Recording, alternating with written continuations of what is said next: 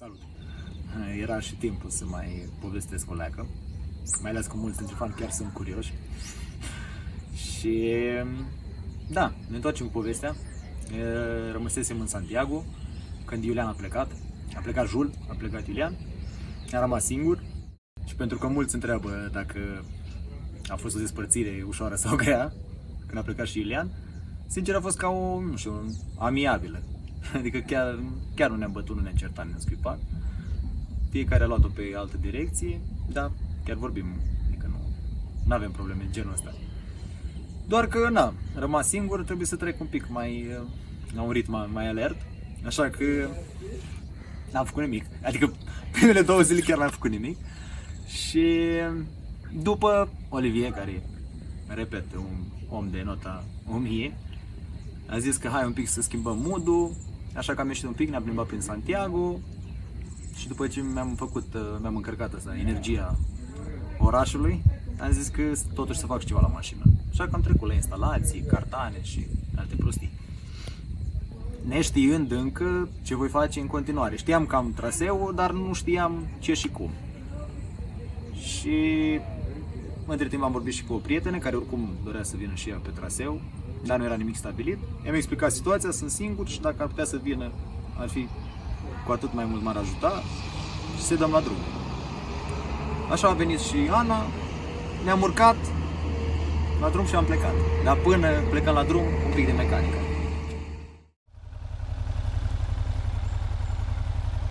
Mergem la plimbare în oraș, facem un pic de shopping mecanic și un pic de plimbare.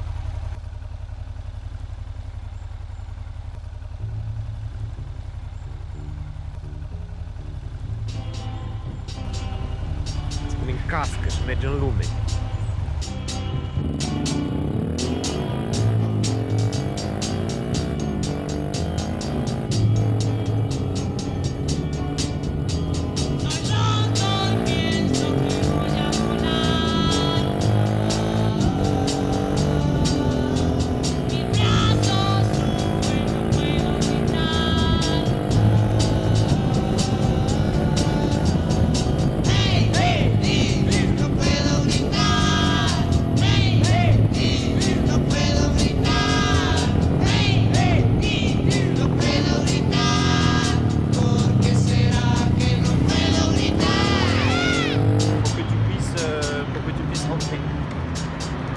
Pour te faire entrer dans le métro.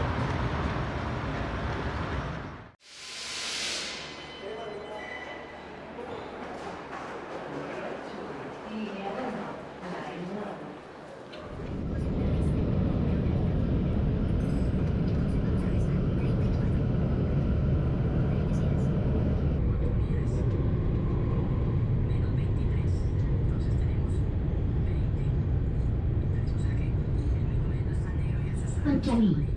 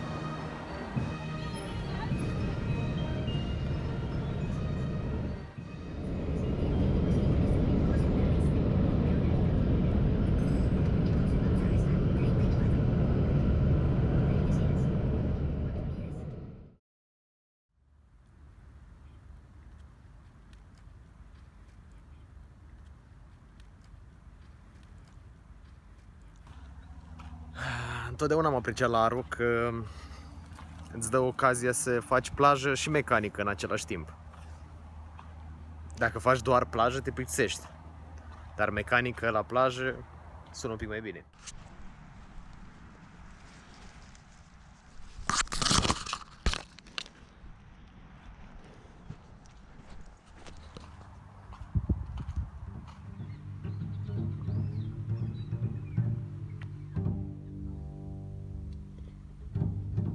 Instalația arată la fel de bine ca în prima zi.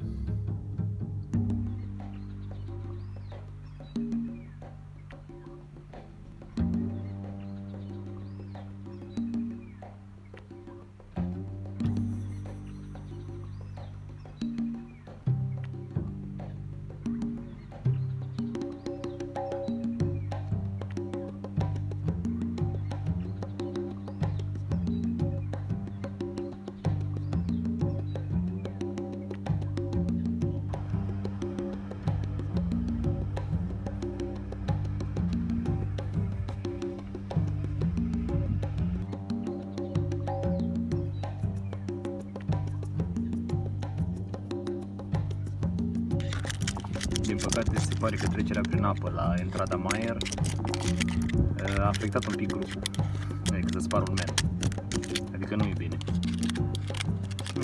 Asta e, 4-2.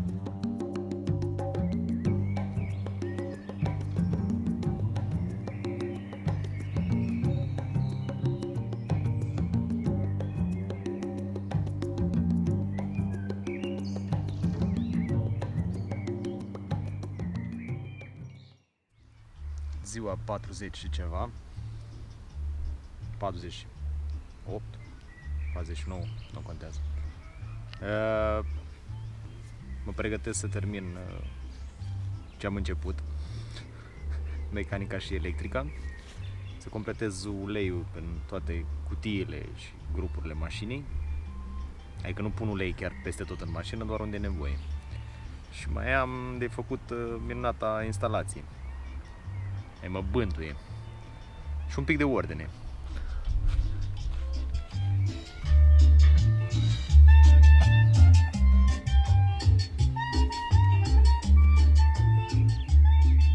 Yay! A venit victura.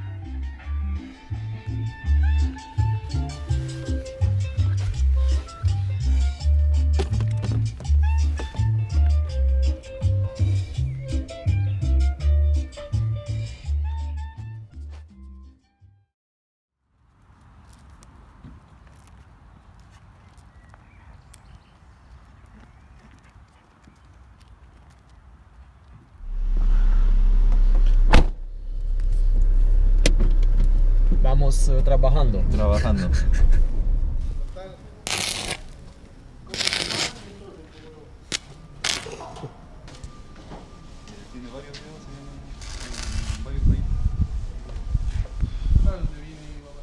Am fost cu Luis și am sudat acest șurub. Acest șurub e pe post de cheie, de desfăcut bușonul de ulei la cutia de viteze. De acum la treabă. Gracias, Luis. Nu.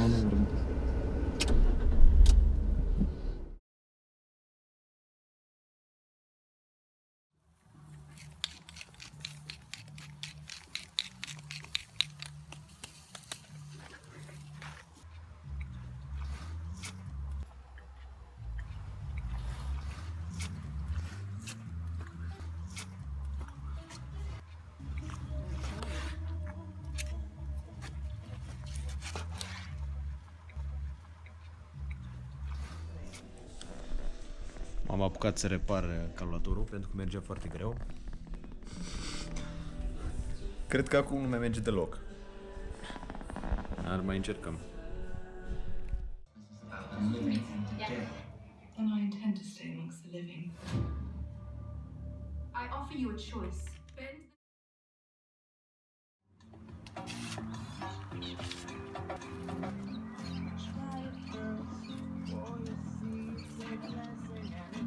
Ready.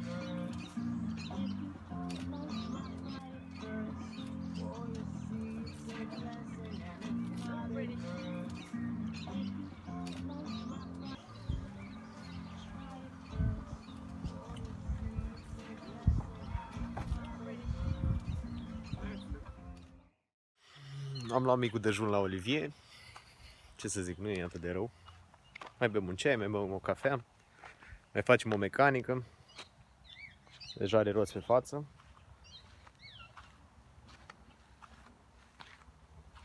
Trebuie să termin cu partea electrică. Frumos înăuntru, da. Am avut un pic de ulei la picioare, așa că am pus paie. Să arate ca un coteț.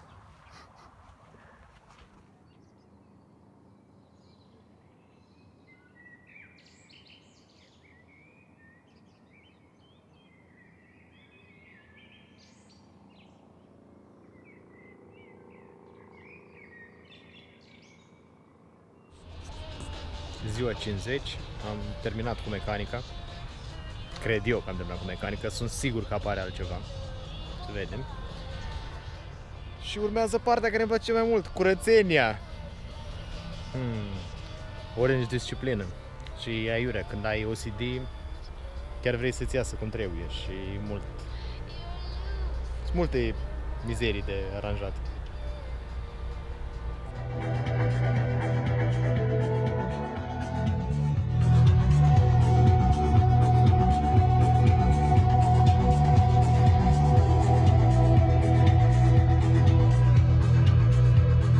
Băieților de acasă, Comitetului Central, că a avut grijă și au trimis un castelefon. Chiar să mulțumim.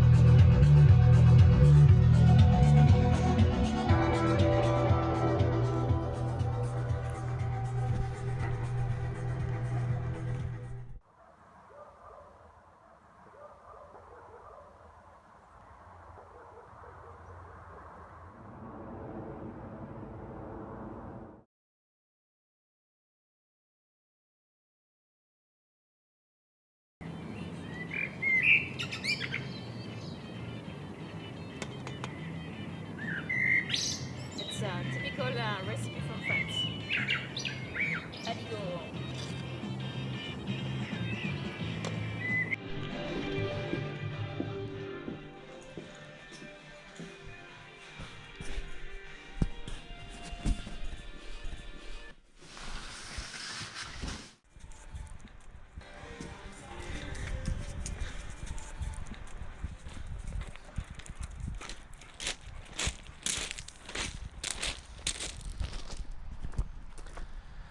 După 3 săptămâni de stat la Olivier, a venit și momentul plecării.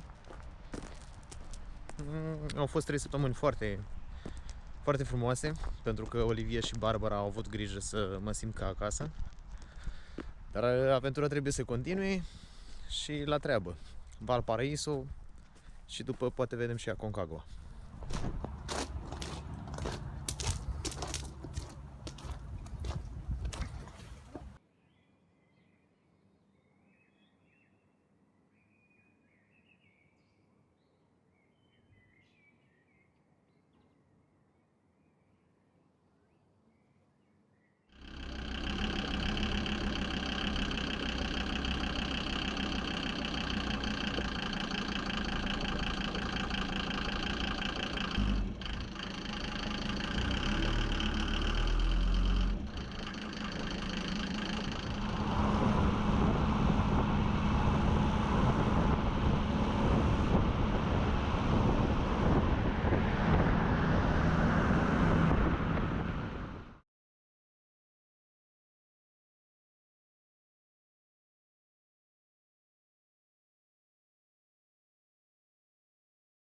Am terminat cu mecanica, am plecat spre Valparaiso, trebuia să ajungem la coastă, doar că pe drum Aru s-a gândit să rămână fără frâne. Înainte mergeam frânat, acum desfrânată. Am mai risit rapid frânele și cu ajutorul copilotului, evident.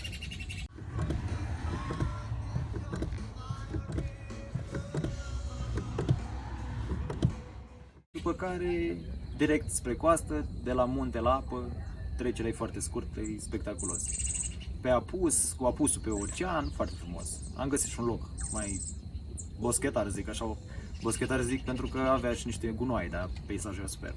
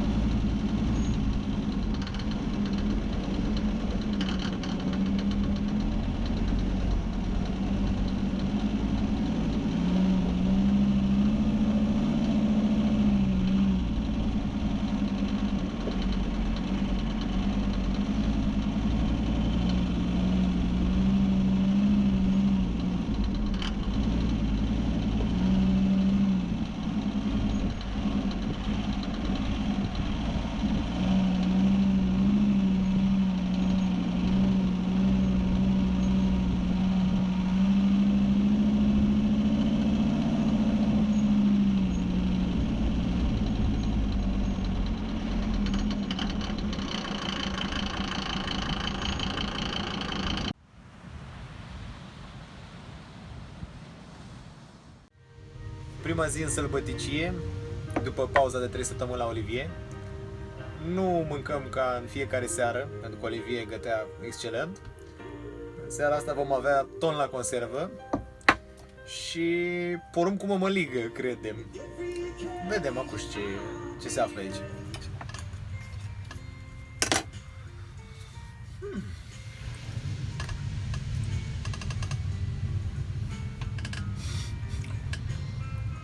Simplu și eficient. Mămăligă cu zahăr și cu niște boabe de porumb.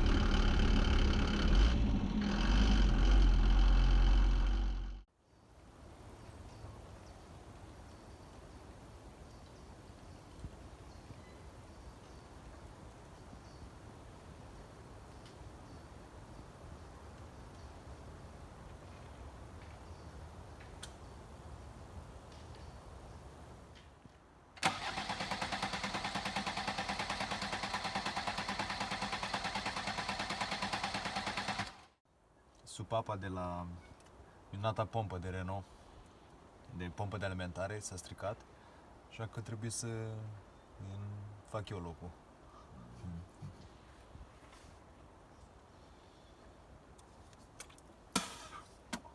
Micul dejun, în loc de cafea. Acasă n-am avut cafea, măcar motorină îți beau.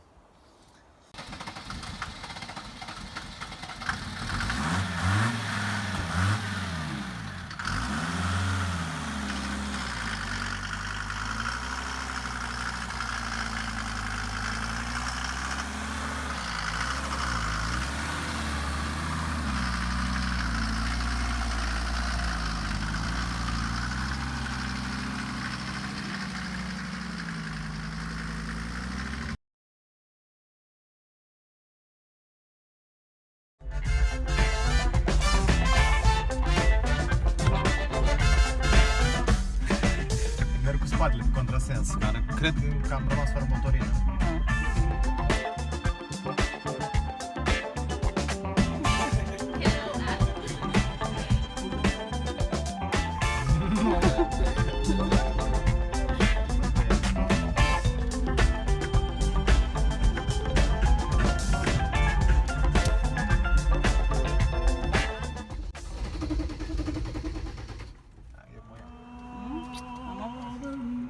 Am să trag aici.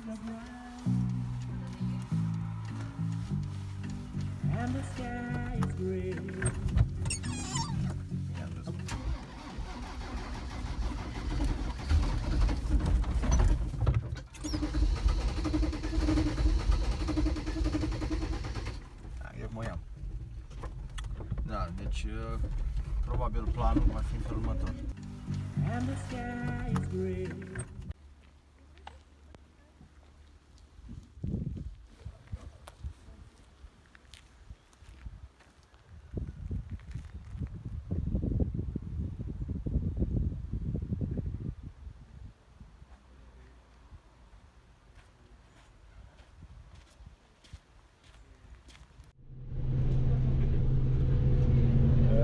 fără motorină și trebuie să mergem până în Valparaiso, la vreo 20 de kilometri.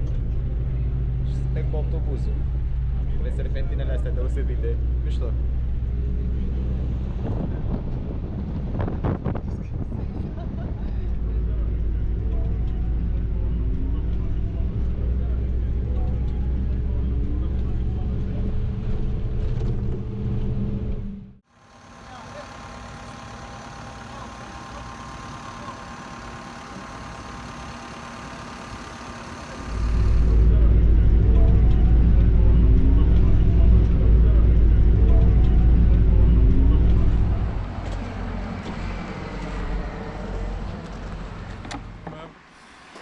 Cele mai bune condiții.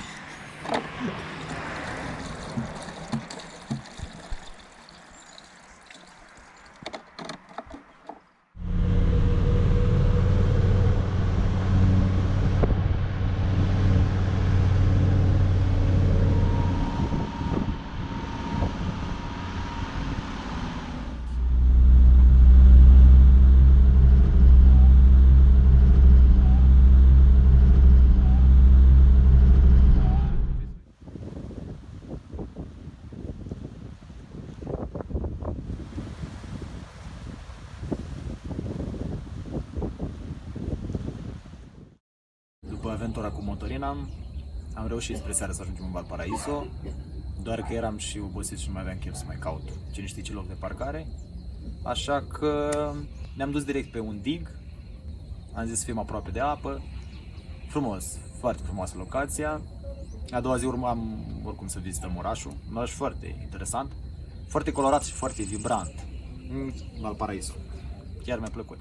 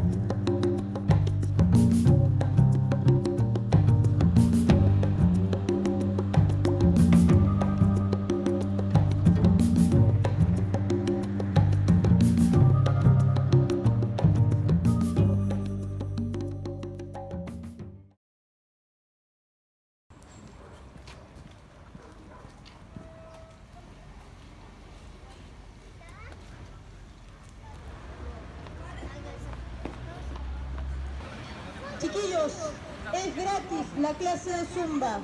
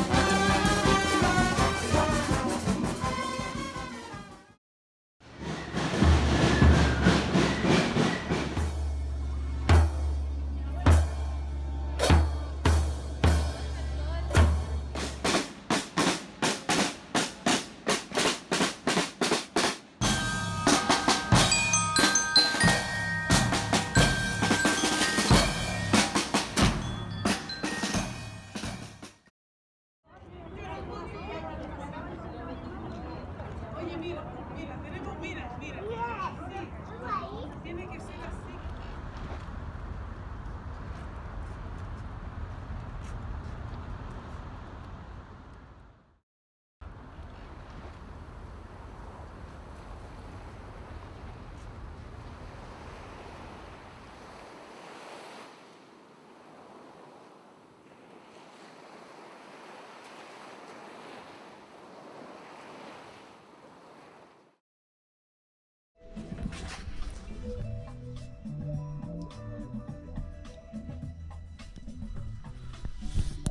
Bună dimineața, suntem în Valparaiso, adică într-o parcare în Valparaiso. A fost cea mai bună variantă pentru mașină, pentru că am lăsat-o aici, a fost păzită, noi ne-am plimbat prin oraș și dacă tot eram aici, a rămas și noaptea. Iar acum procedura de strângere a patului.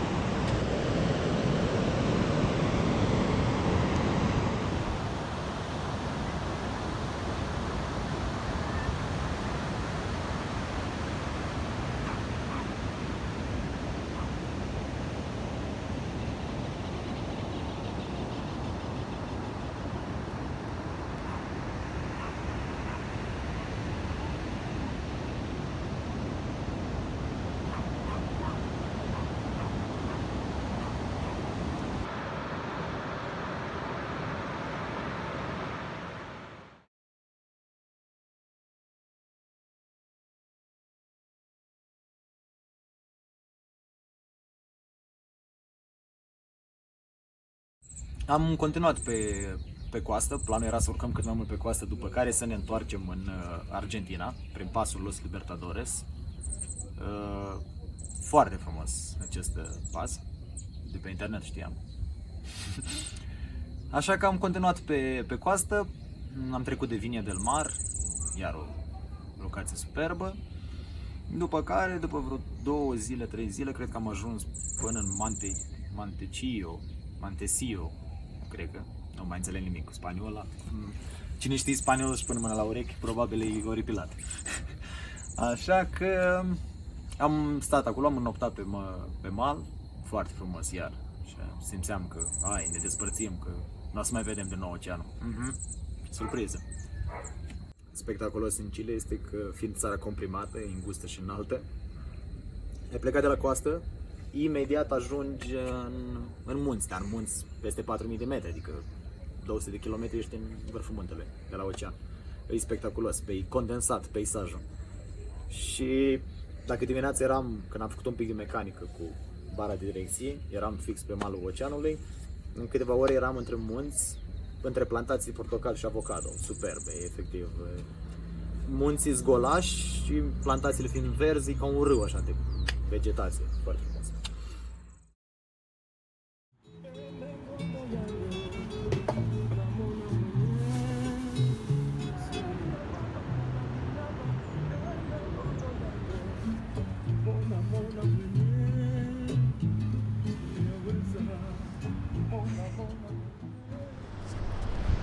Bună dimineața! Tocmai au plecat doi faini. Am avut de dimineața doi faini. Un domn șofer de vidanjă, care a stat, cred că, o jumătate de oră până am ieșit din Aro ca să afle care este scopul acestei mașini. Se pare că este destul de apreciată cotețul românesc, probabil culoarea. Și transport școlar sună similar în spaniolă cu română.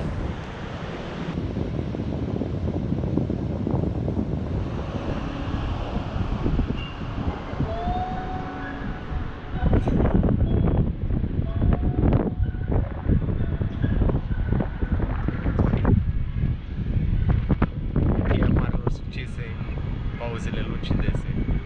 Am început pentru pauză.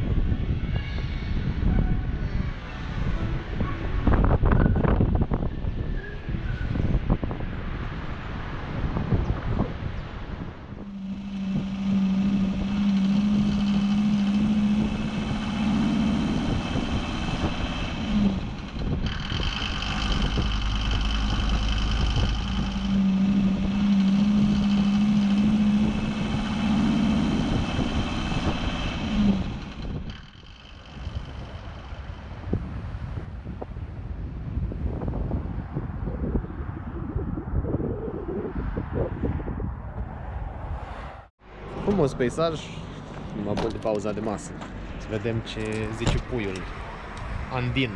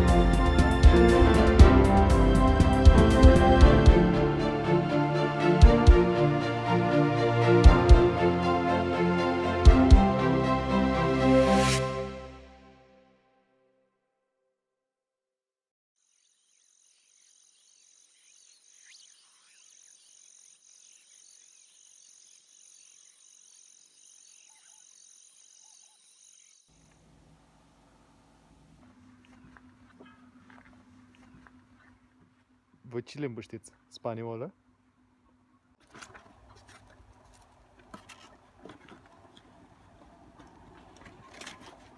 Nu fiți prostălani.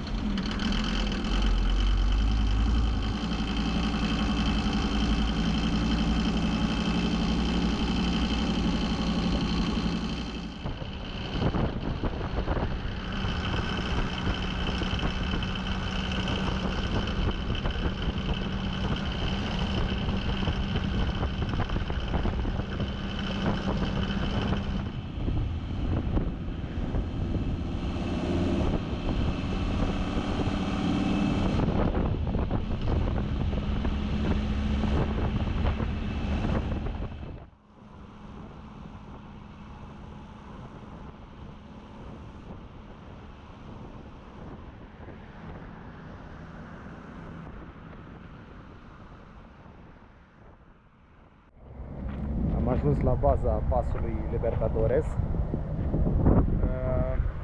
Nu mai încercăm azi să trecem, deoarece este cam târziu și din câte am citit, toamna până primăvara nu se poate trece decât pe zi și oricum nu mai vedea nimic frumos noaptea. În schimb am găsit un loc frumos de campat, o apă curată, nu mai îmi simt picioarele, e îngrozitor. Bine, și la pește cu frumusețe. Îl lăsăm să odihnească și mâine dimineața la treabă. Aia e direcția.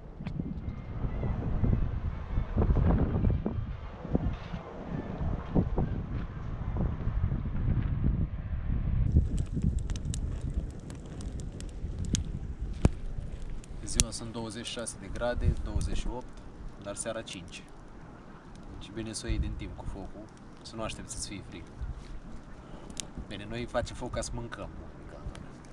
Avem căldură în suflet.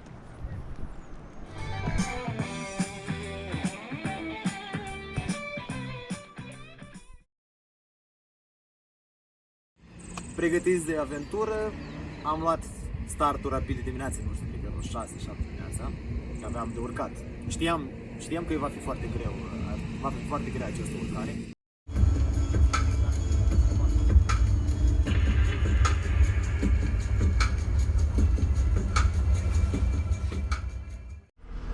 Am ajuns la 2300 de metri, ne mișcăm ca un melc, dar peisajul începe să devină spectaculos.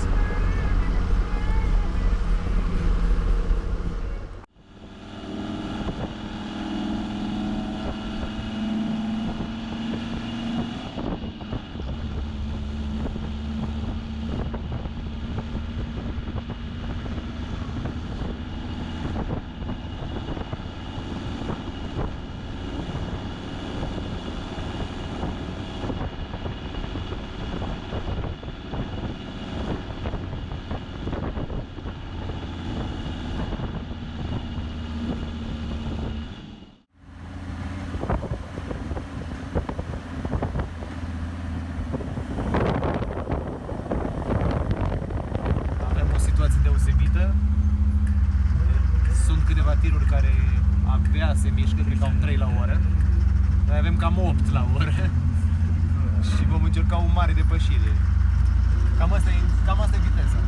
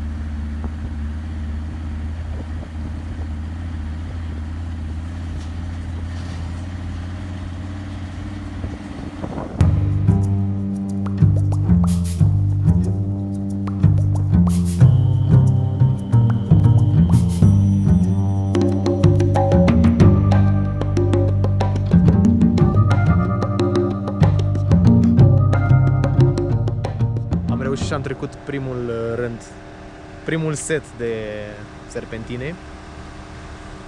Avem un tunel în față, dar încercăm să levităm și să mergem la statuie, un pic mai sus. Dar până atunci ne delectăm cu peisajul.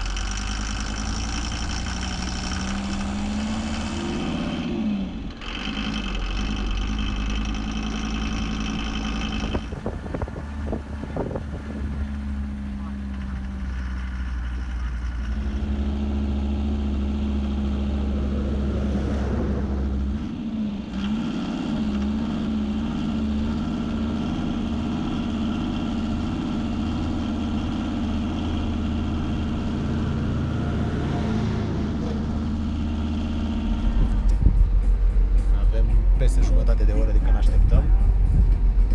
Nu știu ce așteptăm, dar probabil se lucrează și se circulă doar pe bandă. Suntem la 2800 de metri și mai avem bine de urcat.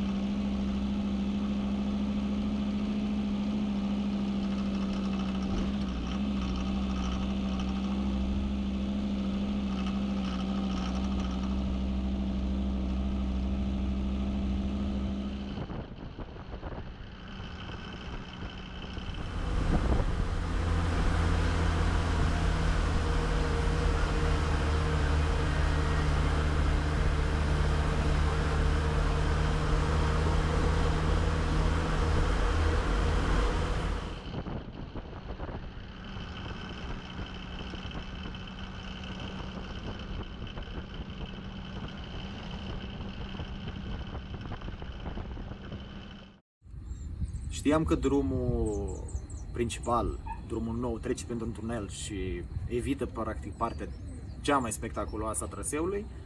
Bineînțeles, am virat dreapta pe drumul de pământ vechi. Drumul spre statuie este drumul istoric, de graniță între Chile și Argentina. Și a fost ceva, un drum deosebit. Atunci a fost al doilea moment cu adevărat dificil din expediție. Ne apropiam de 3800 de metri, mașina nu mai trăgea, că nu mai avea oxigen. Și cea mai mare problemă era că nu vira și trebuia să fac câte 4-5 manevre ca să pot să mă încadrez pe serpentine și fără să cad jos, să stric mașina, mor, să termin expediția. Nu-i bun. Așa că încet, dar foarte încet, am urcat până sus.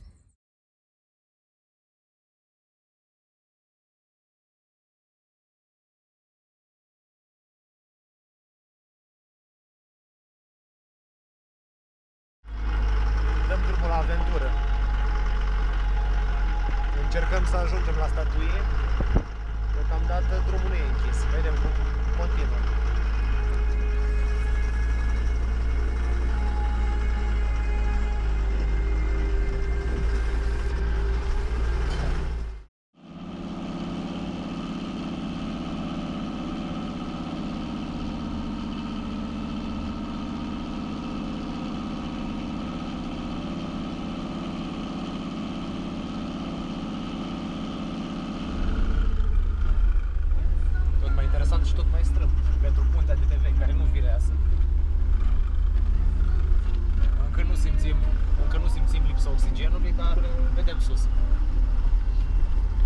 Nici bestia nu simte.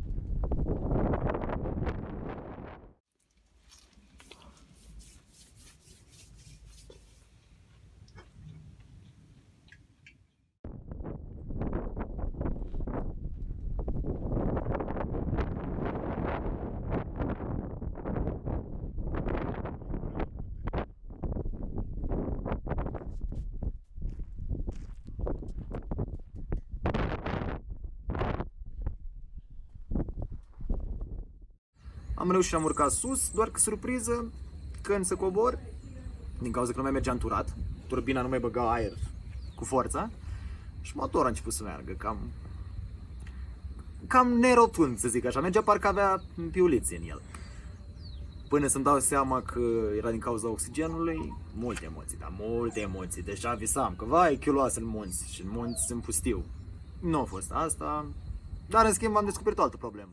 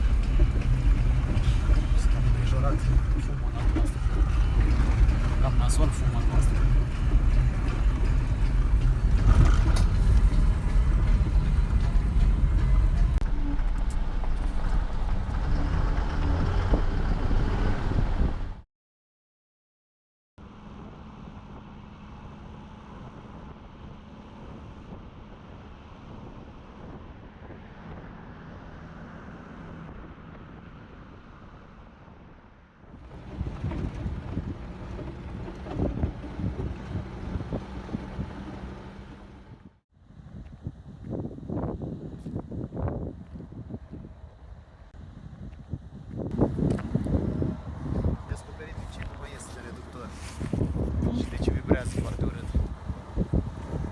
Cutia de transfer, tampoane la cutia de transfer s-au înclinat. S-au dus.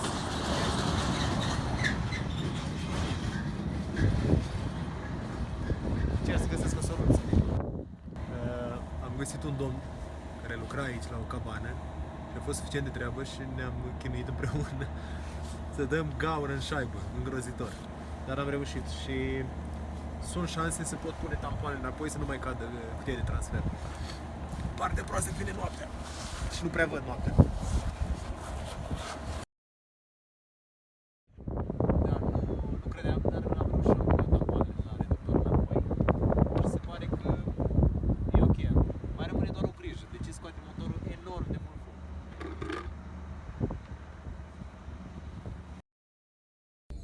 Bucuros că am reușit până la urmă să proptesc înapoi reductorul. Am luat-o direct la vale, viteză, vama. Era o vamă mixtă, doar că era pe teritoriul argentinian și la vreo 10 km. Am ajuns acolo, am intrat în vamă, am zis că era întuneric, deja eram mega obosit, fusese ziua foarte grea. Și am zis că trec rapid și ne culcăm după. Succes! Pe lângă că a început iar să ne cotrobăie în mașină peste tot după alimente. Deși au fost colegi până la urmă, că au văzut un mango și am arătat că nu se poate, totuși, mango meu. Domnul a zis, ok. Problema a fost nu mango, problema a fost ștampila de la intrare din Chile. Noi am intrat prin Entrada Mare, prin râu pe acolo, ștampila nu era clasică cu vamă, cu asta era de bază militară, una rotundă. Și nu m-a lăsat practic să ies din țară, din Chile, să intru în Argentina, că spuneam că eu n-am viză de intrare în Chile. Și cred că am stat vreo o oră și ceva și le-am explicat, le-am arătat filmulețe, le-am arătat mașina, le-am arătat punctul vamal, tot. Au sunat și ei mai departe și cred că după circa o oră mi-au dat voie și au zis ok, hai, du-te în Argentina. În aceeași seară, de fapt, da, aia cred că a fost prima seară în care am stat la o cazare, era frig, era oboseală, așa că am dormit undeva, am făcut un duș cald, dimineața știam că avem de băgat mulți kilometri, dar pe într-o vale superbă. Trebuia să ajungem în Mendoza. Doar că pe drum au mai apărut, tipic, niște probleme, niște zgomote noi.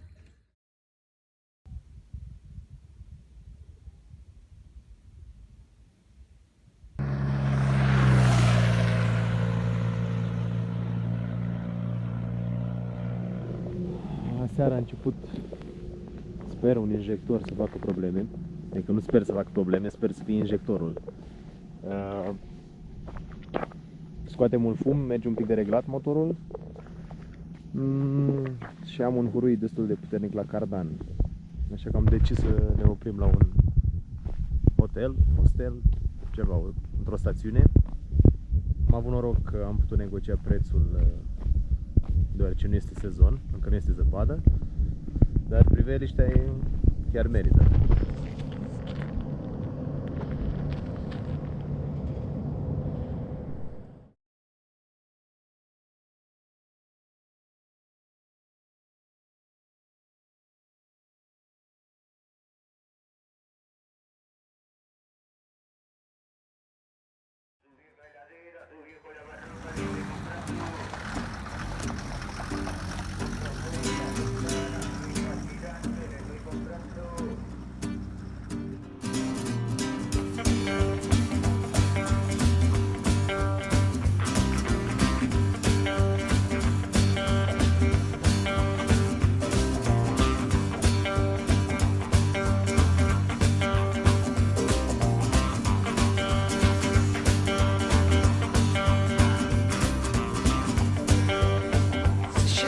vagón en la estación. Pasa un transeúnte chiflando una canción. Prende un cigarrillo, esperando un tren, con la mano en el bolsillo, ahí parado en el andén, con la carga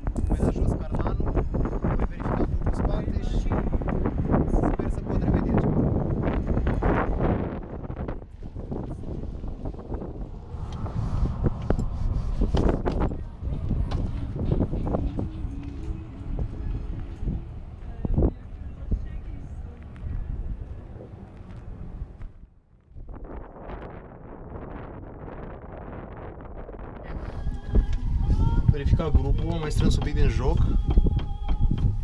Acum este jocul mai mic. Nu mai are joc și în sus și în jos. Urmează cardanul, să văd ce probleme mai face. Da, peisajul.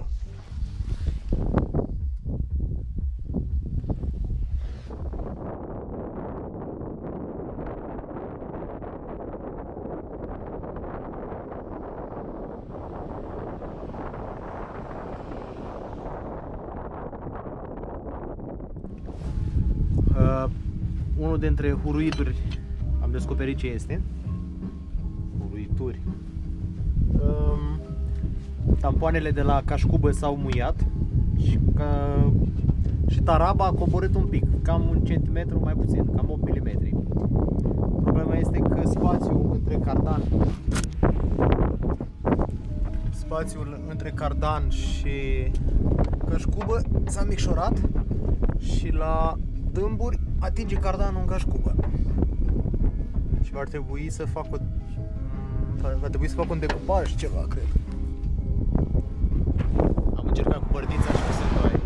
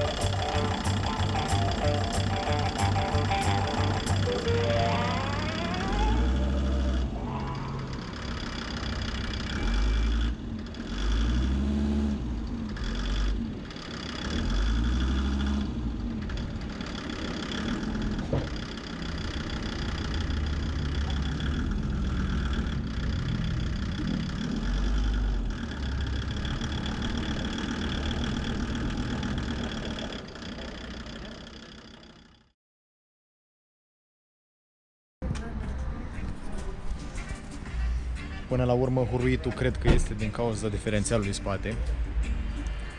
Și am ajuns la concluzia că mai bine rămânem o seară în Mendoza. Mâine dimineața vom merge la un atelier specializat în transmisii. Așa că am căutat o altă parcare, să dormim în parcare și mai plimbăm un pic pe oraș.